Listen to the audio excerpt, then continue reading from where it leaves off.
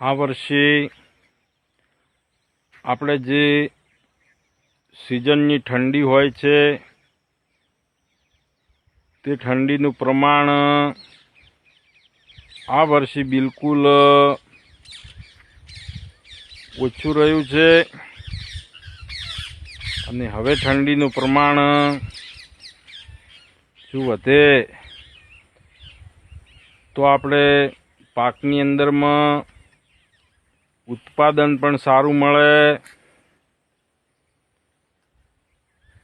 મોસમની જે ઠંડી હવે જો 20 દાડા રહે તો પાકની અંદરમાં ઉત્પાદન પણ સારું મળે। ઉનાળો વાયરો ઉનાળુ પવન ફૂંકવાથી ઠાર બહુ પડે।